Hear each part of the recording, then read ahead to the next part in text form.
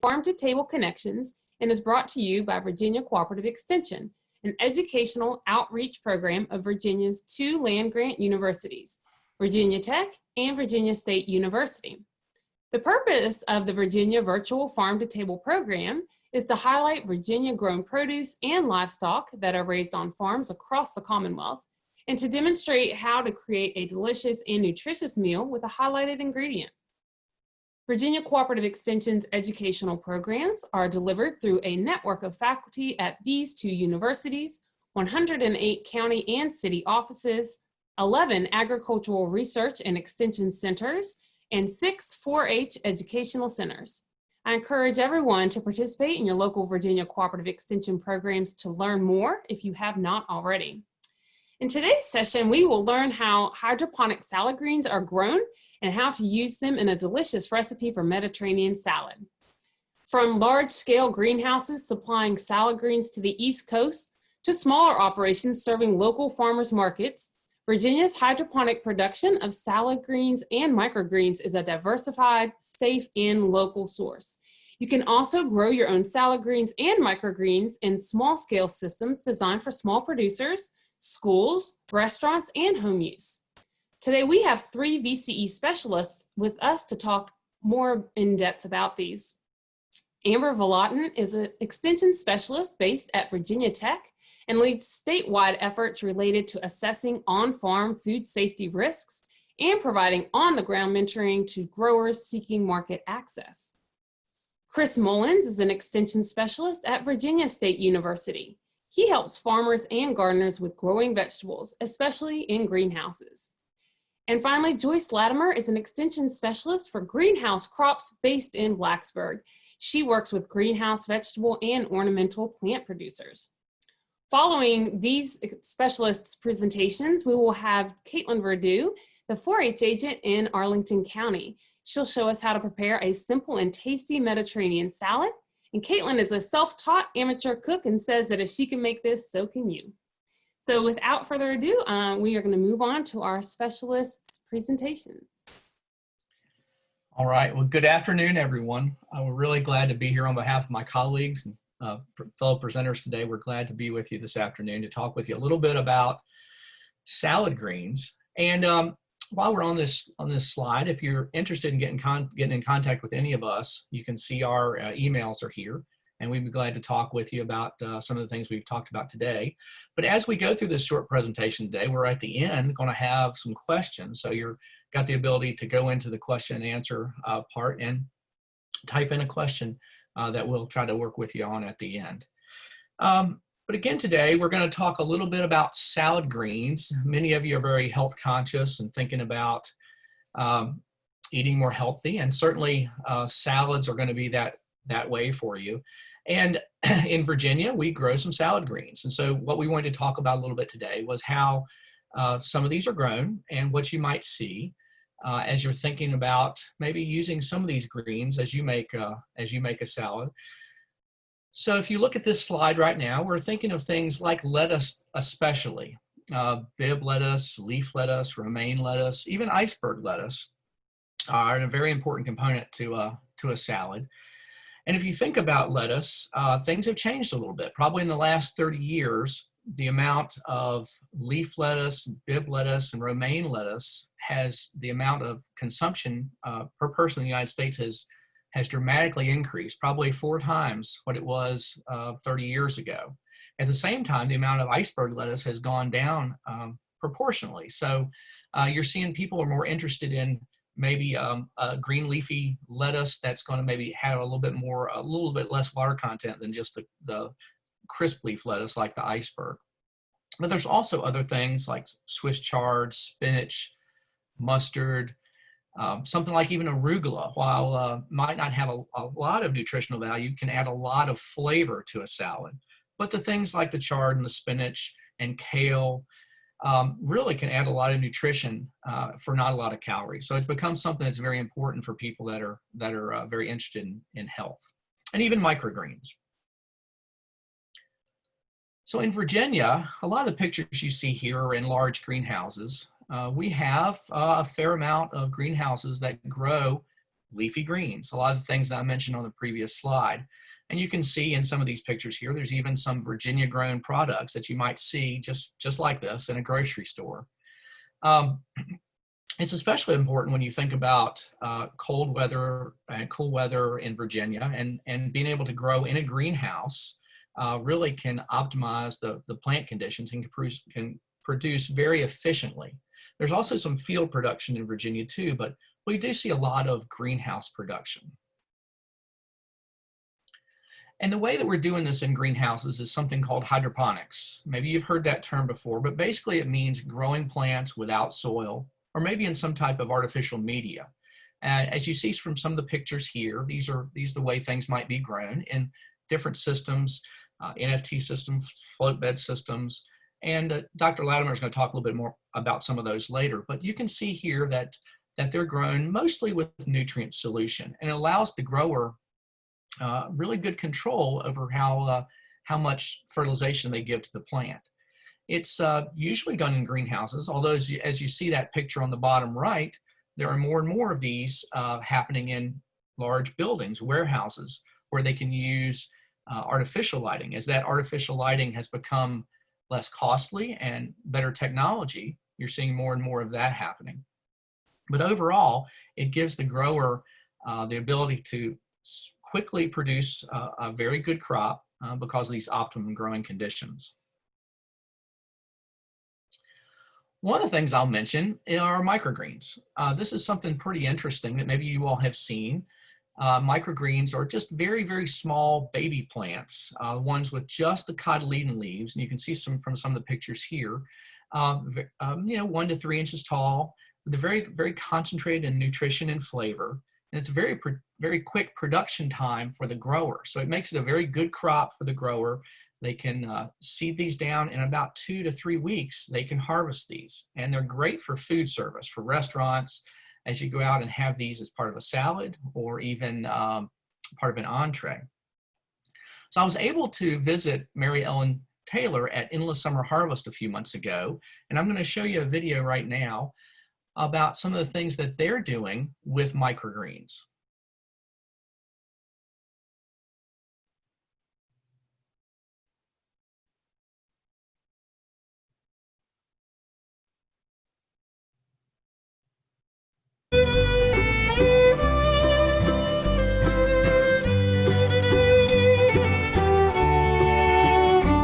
Well, hi and welcome. We're in Loudoun County, Virginia. We're at a farm called Endless Summer Harvest. They've got great greenhouses like this, and they're growing leafy greens and lettuces and herbs. And they're also growing microgreens in another location. We're going to go see that right now. Well, we're here with Mary Ellen Taylor. Mary Ellen is the owner and operator of Endless Summer Harvest. Mary Ellen, we're talking about microgreens today. Why would you grow microgreens, and what are they? What are they, first of all? Microgreens are the first 2 leaves of the seed. They're the cotyledons. Okay. And nutritional science has now proven that those first 2 leaves have all of the nutrients and flavor of the final mature plant.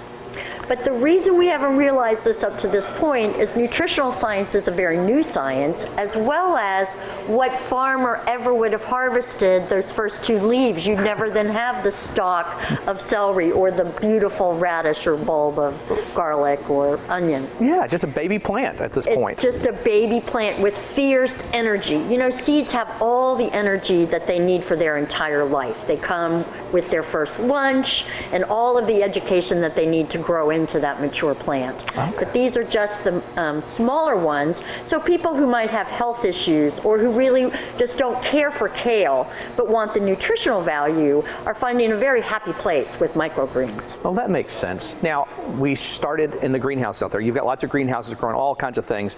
We're inside a building now. You've got grow lights in here. Why are you growing your microgreens this way? I find that this is a far more controlled environment even than a greenhouse. There's, it's easier to control the temperature, to control the light, and therefore I can stack these up. I can grow multiple varieties, use space very efficiently, and so that's why I haven't been here. That makes perfect sense. So tell me, how do you do this? Could a homeowner grow these? Oh, sure. These are just grown on burlap and seeds. fluorescent lights or a grow light.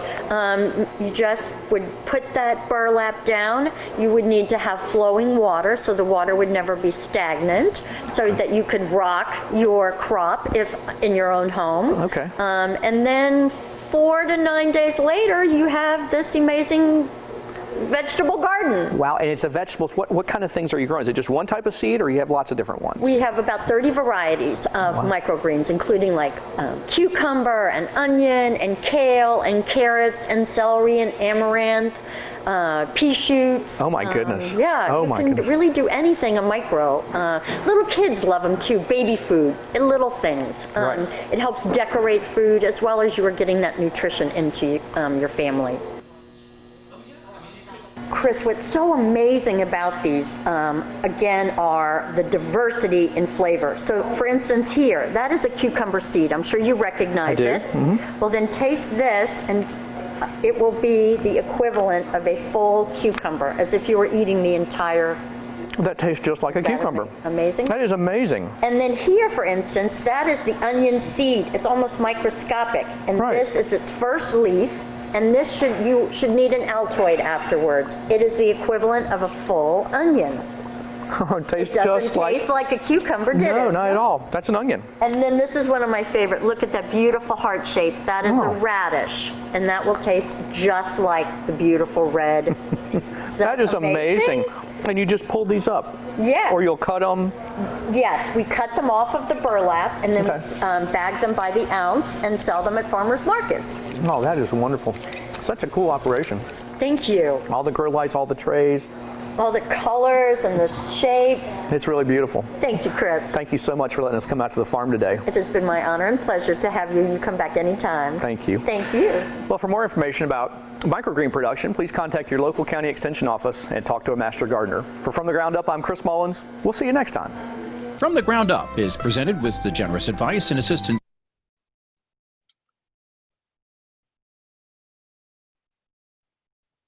All right, so microgreens, something you might not think of, but certainly could be part of a salad or anything that you're doing. And even if you're wanting to grow some of these, you can see how it might be simple to do that with some of the smaller systems that Joyce might talk about a little bit later. I'm going to turn it over to Amber Balatin now. She's going to talk about some of the things about food safety. All right, thank you, Chris. So as we've looked at these different systems, regardless of the product grown or the greenhouse system that's used, whether some of these larger kinds of systems or the ones that Joyce will refer to, there are many characteristics that buyers are looking for in these different marketplaces if someone is a commercial grower. So I just want to kind of go over those a little bit. So oftentimes when a grower grows commercially, they'll go to different marketplaces, as you can see to the left side here, and the kinds of things that those buyers are really looking for is the quality of the product, how available it is when they need it, what is the quantity, can that grower provide what they need, is the price at a price point that those buyers can actually afford, is the variety there. So we just saw a great example of the microgreens where Endless Summer Harvest was actually growing 30 different kinds. So you can imagine the kinds of folks that are looking for particular products are going to be really excited that they have so many options to choose from. They'll also be looking for things like delivery consistency. Can that farmer get it to that market when it's needed and in a timely way? Is that grower actually close to the marketplace in a way that it's going to be a consistent source of product for them? Food safety practices and verification, I'm going to talk about that in a minute, but this is something that's super important across all the sectors. And then also in many cases, we are looking at product liability insurance, and this is especially true for some of the larger scale markets and institutions. Next slide, please.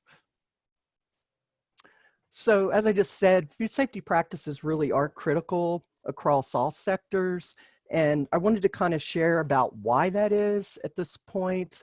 I think one thing that people have really seen a lot of course, is with the outbreaks that we've had in the last several years. Some are very recent, like the romaine lettuce outbreaks that we're familiar with. But then this goes all the way back for decades, really, where we've had outbreaks. And so with that has been a real pressure by the federal government. In the last 10 years, produce safety rule came out of what's called the Food Safety Modernization Act. This was a set of regulation that included 7 different rules. And basically it was to really take a preventive, proactive approach to food safety versus a reactionary. So if we think about some of the more recent outbreaks, you might have noticed in the marketplace when you were buying lettuce, for example, it might have said where it came from. And that's really a function of these new regulations that have come out. It's to be able to trace back those products to where they came from in a much faster way, and hopefully try to get to the bottom of what might be causing that outbreak. With that has also come more stringent policies to those marketplaces. So whether it's retail, whether it's hospitals or institutions like colleges and universities, whether it's school systems, and even at the direct market level, like at farmers markets, that kind of thing, there are more policies now that are in place, and a real desire to see some kind of verification for what growers are doing to try to help their product be the safest that it can be. This has really been driven in a large part by consumers. No one wants to see their spouse or their children or their grandparents get sick and wind up in the hospital because of an outbreak. So I think because of that, that consumer demand has really driven a lot of these changes that we've seen both at the federal and state level and within the marketplaces. So when we look at food safety, one of the big things that we really are after is helping growers recognize that they need to understand their risk in all of what they're doing. And we're going to look at a really fantastic video in a minute that's going to show you some of the risks that are particular to hydroponic systems. But as those growers understand their risk, then they can implement what we call good agricultural practices, or GAPs. These are practices that are really put into place as a means to mitigate risk. And so Chris, if we can share the slideshow now, we'll look at that. And as you view this with me, just think about the different things that we're pointing out all along that flow of food, from the planting the seeds all the way to when it's packaged and at the marketplace.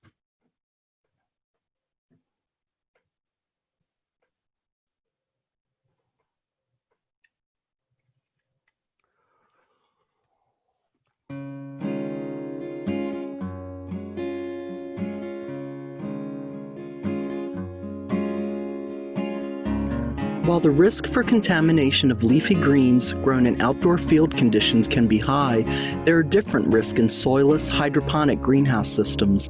In this video, we will explore 4 Oaks Farm, a hydroponic greenhouse operation that grows a variety of leafy greens, herbs, and microgreens. 4 Oaks Farm is a great example of a farm that has used an assessment process to identify possible risk and then incorporated good agricultural practices, or GAPs, to reduce and mitigate those risks. A fundamental hallmark of 4 Oaks Farm hydroponically grown products is their commitment to food safety in everything they do, beginning with the stage before seeds are even planted all the way until products are sold in the marketplace. Risks have been identified and GAPs have been put into place. Seeds are stored in carefully labeled containers to minimize any potential contamination of the seed stock, as well as to maintain vigor and seed quality. All seeds except for the microgreens are started in soilless rock wool starter sheets, which are then placed into clean, sanitized trays, wetted with potable water, and then placed on benches to germinate. Like the seed start growing trays, all growing channels and covers are rinsed with water, scrubbed well with a clean cloth to remove any debris, and then sanitized with a 1% germicidal bleach solution. After sitting for 3 to 5 minutes, the channels and covers are rinsed thoroughly with water and allowed to air dry. Each growing cycle for the different plants varies, but is typically between 50 to 60 days from the time of planting to harvest. After reaching the 2 to 3 leaf stage, transplant plugs are carefully divided, then placed into cleaned and sanitized channels. Water is obviously central to the hydroponic system, carrying the vital blend of nutrients needed for healthy plant growth. Thus, water quality characteristics are monitored constantly. Additionally, at Four Oaks Farm, the same source of water is used for all the other production, harvest, and post-harvest handling needs, so it is tested at least twice a year to ensure that it is potable. For harvesting the produce from the growing channels, plastic picking container bins and harvest carts are pre-washed and sanitized, similar to the process used for the growing channels. To maximize freshness, harvesting is done as early or late in the day as possible. Individual plants are removed from growing channels, then bottom leaves and excess parts of the root system are removed. Harvested produce is then repacked in a separate packing area connected to the greenhouse growing space. New cardboard boxes are assembled and lined with new plastic.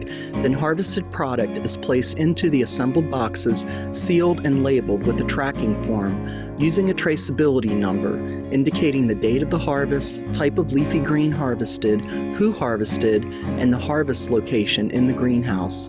Once repacked into new cardboard boxes, all product is immediately placed into the cooler, with the time from harvest to the cooler being a maximum of 20 minutes.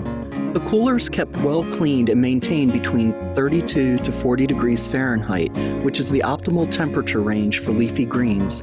Only harvested produce and seeds are placed in the cooler, and all packed product in boxes is stored on pallets rather than directly on the floor. While it is mostly Jerry and Joyce who perform the production, harvesting, and post-harvest handling task, they recognize how important it is to reducing contamination risk that they and any other help be trained in good worker health and hygiene practices, such as always washing their hands, using gloves, having first aid supplies available, and never working around the product if they feel sick. Although Four Oaks Farm Greenhouse is a young business, Jerry and Joyce have quickly developed their markets, selling to the local school system, nearby grocery stores and creamery, as well as to regional restaurants, farmers markets, and wholesale markets. One thing is for sure, the marketplace is increasingly more and more aware of the need for gaps in good handling practices.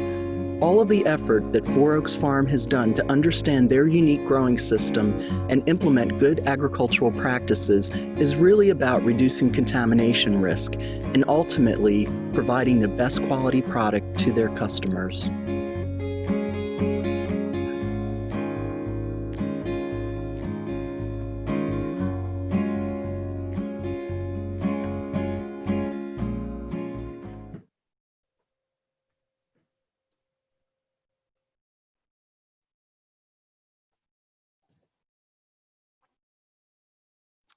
All right, so we can see from that some of the many different markets that they mentioned, of the farmers markets, the schools, the wholesalers.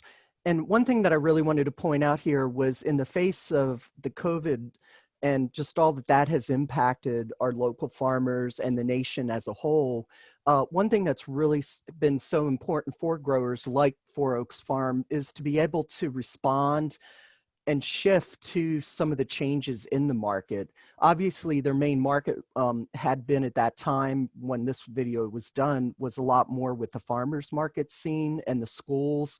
And obviously, without schools being in session and some of the stringent requirements for the farmers markets, pretty much the bottom fell out for Jerry and Joyce. But one thing I received, I get a regular message from them about some of what they're doing with their markets. And what I had seen was how they had shifted and were now doing online sales, and where they were actually taking orders, getting them online, doing a wonderful job of showing what their products were. And then they were taking them to different locations as drop-offs so that customers could actually pick them up. So they were able to do the social distancing and take care of all the things that COVID needed them to do, but they were still able to maintain their business. And as you can see from this example, how many things were sold out. I went there like the day before, kind of like the cutoff date for each week. And it's just amazing to me just to see how they've been able to be successful in the midst of all this. And I think that's one thing we'll see with any farm setup and with hydroponics, where they are looking for these markets, is to be able to make that shift and to respond in a way that's flexible and can still keep them in a lucrative place. All right. Thank you, Amber. Appreciate that. All right, I'm going to turn it over to Dr. Joyce Latimer. Joyce, there you go. Thank you, Chris.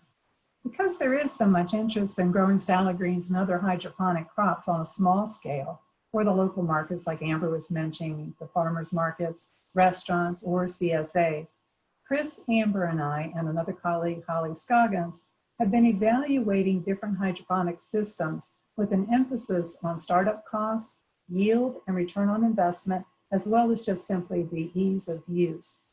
And common systems that we're looking at for small growers include the NFT, which Chris has talked about, and deep water culture, or the float tray systems. And Chris mentioned these as well. Go to the next slide, please. Chris and Amber both have shown you some of the NFT systems. So I wanted to show you some of the deep water culture systems here in Virginia. On the left is a small operation, and this is simply using a wooden frame with a vinyl liner, and then the trays float on top of the fertilizer solution. Oxygenation of that water is very important, so you have aeration pumps. This is a young lettuce crop. On the other side, you can see a larger operation here in Virginia, and this is a grower who is actually switching from the NFT to the float systems because he's getting better yields. But this is John at Schuyler Farms. He finds that those higher yields and shorter crop times come with an increase in the oxygenation of that water. So we're seeing a lot of development and technology coming into our hydroponic systems to give us better yields and better crop times in our greenhouses here in Virginia. Next slide, please.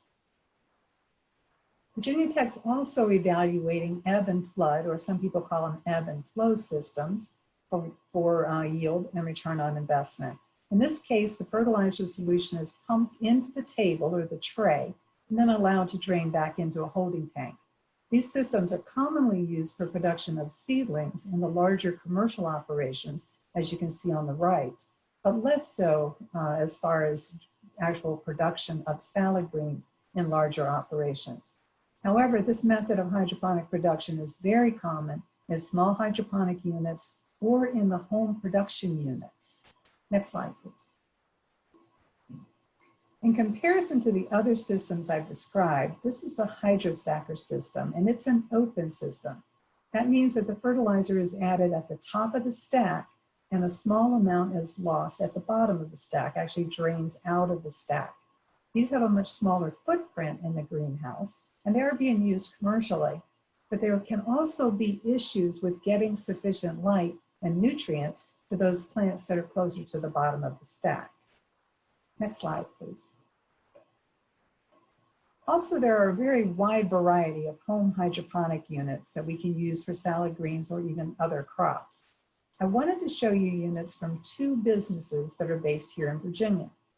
On the left, this is a unit from Babylon Micro Farms. This is based in Charlottesville. This is a cabinet-sized unit. It's typically marketed to schools, restaurants, or even some grocery stores. It's also available for home use, and it has a variety of trays and sizes, so you can do a very large variety of crops. This system was designed and the business created by two UVA students, and it is very high tech. You can actually monitor it and adjust the conditions on the system remotely with your smartphone. On the right, this is a unit from Hive, and Hive, that's H-Y-V-E, is the US arm of an international vertical farming and lighting company, and they are based in Verona, Virginia. The LF1, or Little Farm 1, as it's called, is on the right. It's a smaller unit. It's about 5 feet tall, and it's marketed to small businesses, schools, as well as for the home units. If you're interested in vertical farming, really go check out the Virginia Farming Show episode that Hive did, and Hive was interviewed, and that's available on their website. Excellent presentation. Now, both of these systems are based on this ebb and flood technology. Next slide, please. There's a very wide variety and very many different hydroponic units available. The Aerogarden unit on the left is one that's actually used by Amber's sister. And you can see the growth she got on her salad greens in about 3 weeks, a little bit less than 3 weeks' time after putting them into the system. This is actually a float system with an aerated fertilizer water. Now on the other side, we have Mr. Stacky, and this is a recirculating stacker system. So that water is recirculated. I don't show these to promote them, but to show you that there are many different systems available, and to let you know that most of these have not been university tested.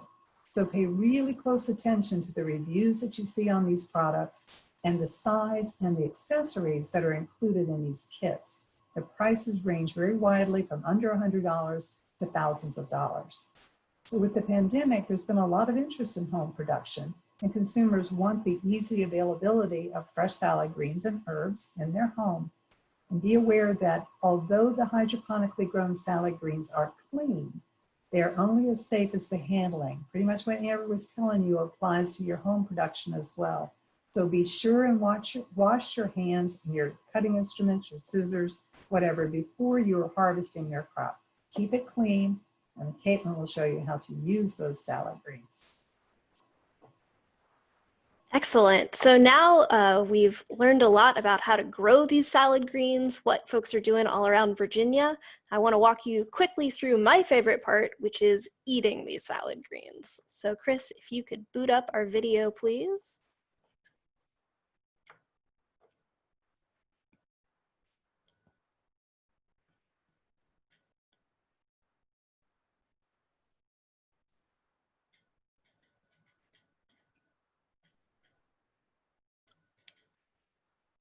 In just a second, and I'll get to it. There we go. Perfect. So I'm going to walk you through a quick and easy food demonstration on how to make a Mediterranean salad. This is a really simple recipe that's going to highlight those greens. It's very flexible. You can adapt it to whatever you have in your kitchen, whatever you like to grow. In its original form, this recipe calls for lettuce, but of course you can use any other green, cucumber, tomatoes, chickpeas, red onion, and either low-fat feta cheese or Parmesan cheese. You'll see in my preparation, I actually use a little bit of both. So I've used just a regular salad mix, but use whatever you have, maybe get creative, try something new. A regular cucumber, a red onion, and don't panic, we're not gonna use the whole onion. I've used grape tomatoes, but you can use any other kind, Parmesan cheese, chickpeas or garbanzo beans, and low-fat feta cheese. Love this recipe because there's 3 steps. Gather, not mentioned, but you should definitely wash these things really thoroughly, wash your kitchen, chop what needs to be chopped, and mix it together. So here you can see I've cut the tomatoes, the cucumber, and I've finely diced that red onion so I don't get a huge piece in my salad. And there you have it. It takes maybe 5 minutes, maybe an extra 5 minutes if you clean up your kitchen first and after. Now I'm going to show you how to make a super simple salad dressing. So there's just 4 ingredients: black pepper, garlic powder, olive oil, and red wine vinegar. You'll notice salt isn't in this list. You actually don't miss it with the garlic powder. That has great flavor. So you just add it together, whisk it in a little bowl, and you're done. Maybe 20 seconds. There you have my finished product in my kitchen. If you keep the salad dressing on the side, you can save both for a day or 2. It's a great side, it's a great lunch. It's also got a lot of good nutrition in there. So the chickpeas give you 8 grams of protein. It's very low cost per serving. So if you're looking for an affordable way to get some vegetables into your diet, great option. This recipe comes from the American Heart Association's website. They have a lot of great healthy recipes on there that you can check out. And then some ideas for further exploration. Try using all those different salad greens Chris was talking about. Get creative there. You can also make this seasonal. So as new products come in, what looks good at your farmer's market, your grocery store, try swapping some things. And I wouldn't be a 4-H agent if I didn't encourage you to try cooking with the young people in your life. If you've got real little kids, they can just help with the mixing. Or if you have older kids, it's a great way to practice safe knife skills and knife handling. So that's my pitch.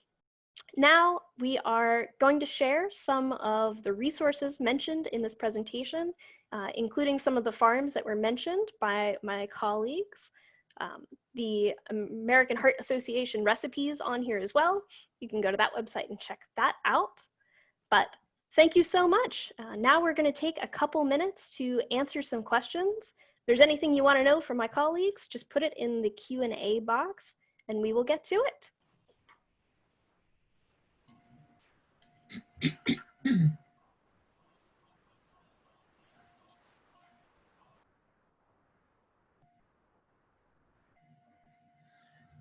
Okay, so we've got one question. Is hydroponics certified organic?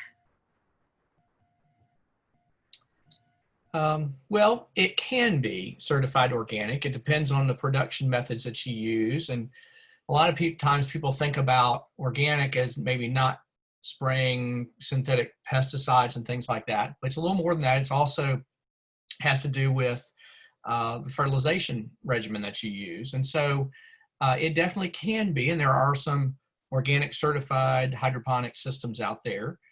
What the farmer does is generally go through a third-party audit, and they will go through and do inspections and certify that if they are using any type of insecticides, that they're allowed in organic production and that they're safe. And they'll look at the way that the crops are being fertilized. So what we've talked about today are mostly, or the pictures that we've shown are ones where maybe a Miracle-Gro type fertilizer or water-soluble fertilizer is used to fertilize the plants. But in an organic system, it might be something a little different. So I guess the answer is yes, hydroponics can be certified organic by the USDA. Thank you, Chris. We have another question. How is sorrel grown and used in salads and food? And are there different types of sorrel, like red and green, that grow well in Virginia?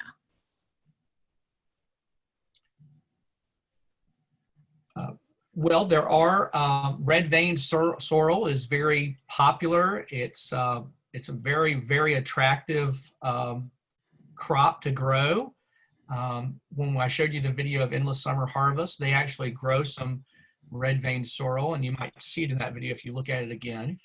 And it definitely can be grown.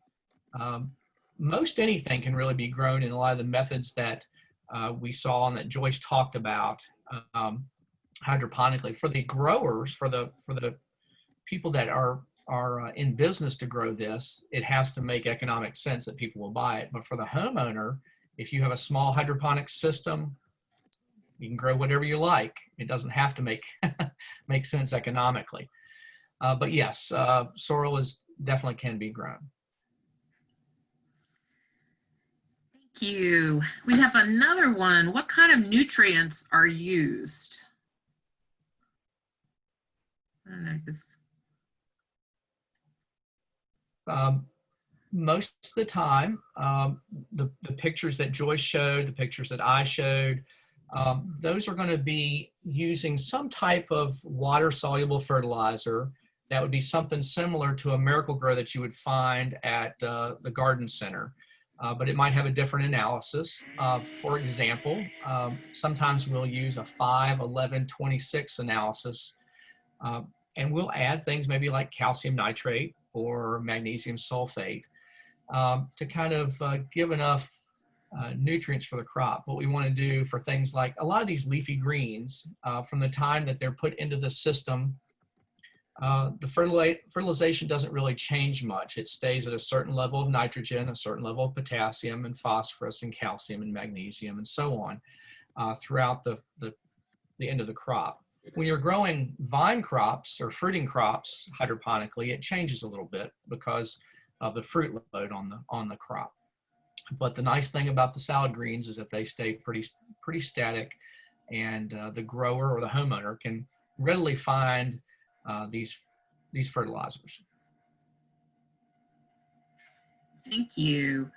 Evan has a question. Is there any loss in nutrients in the final product from growing in a controlled system in water rather than being in soil that contains the many different fungi and microorganisms?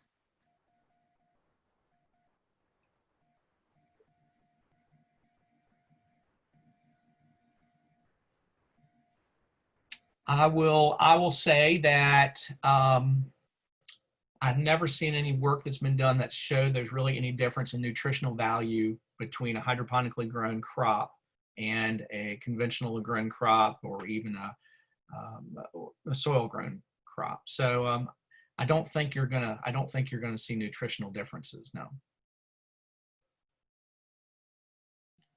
Okay, we have a few more questions if you guys want to hang on. Our presenters will do their best. Next one is, are there any Virginia-based suppliers for nutrient solution, growing media, etc.? Hive appears to only sell kits for their system.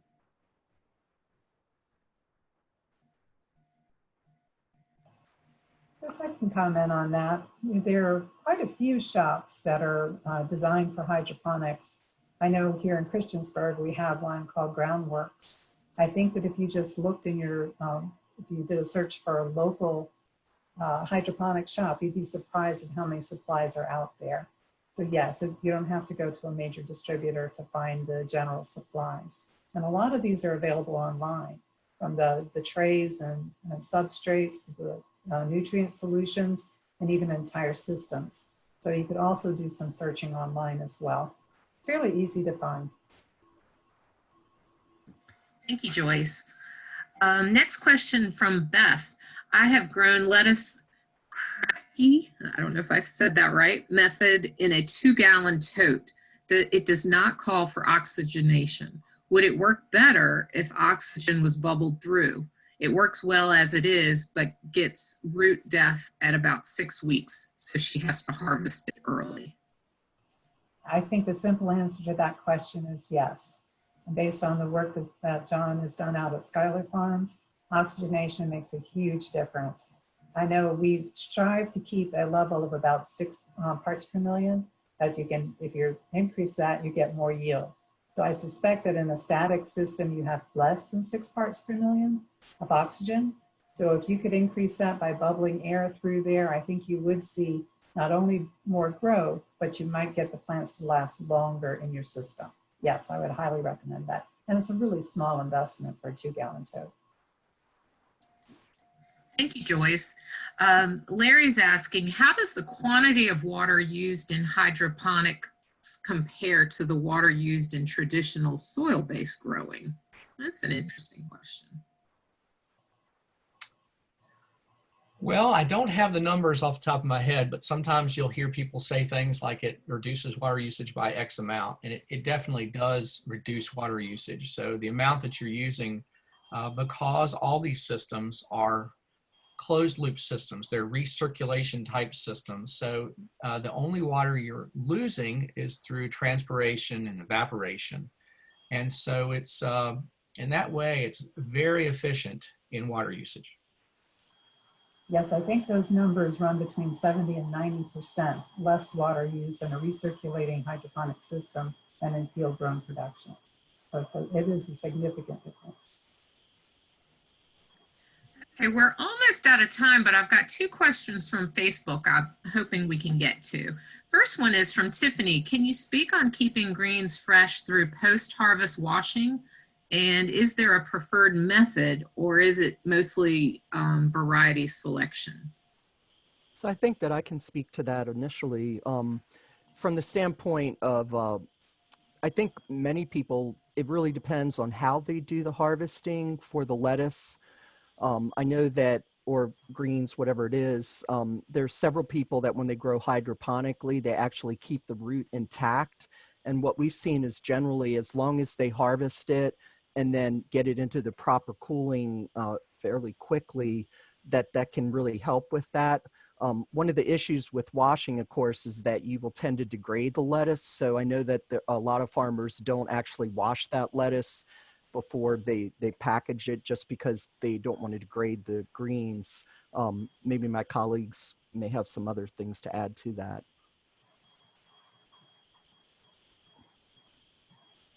Caitlin, unless you want to add, I'll just comment on typically with all of your fresh fruits and vegetables, you don't wash them until you're ready to use them. Because even if you bring them home and wash them, they're going to degrade much more quickly in your refrigerator than they would if you let them unwashed until you were ready to use them. I don't know, Amber was talking about some of these root-on lettuces, or I've even used some of them that are cut, that are in a tray where you can add water. And you can keep some of those in the refrigerator for several weeks. You know, they gotta have a way to keep absorbing some water. So yes, you can get significant home storage of a lot of these greens. Thank you. And what about, can you introduce trace minerals into hydroponic systems?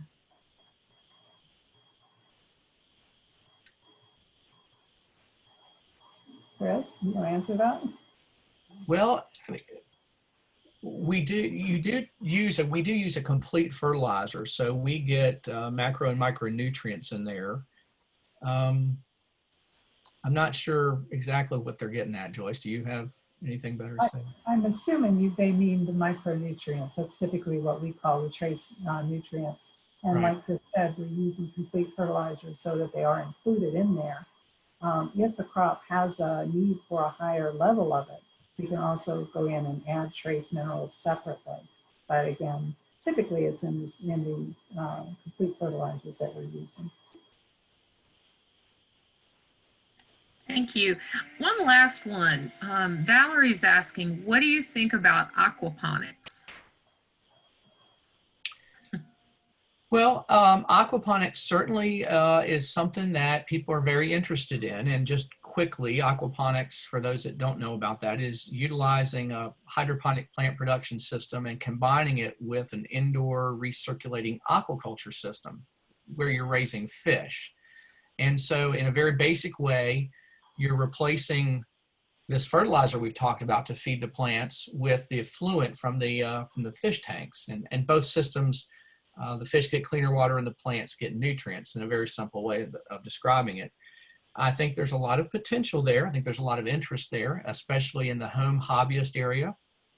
And we'll actually be doing a aquaponics Zoom meeting next Tuesday that you can get information from the VSU Facebook page on.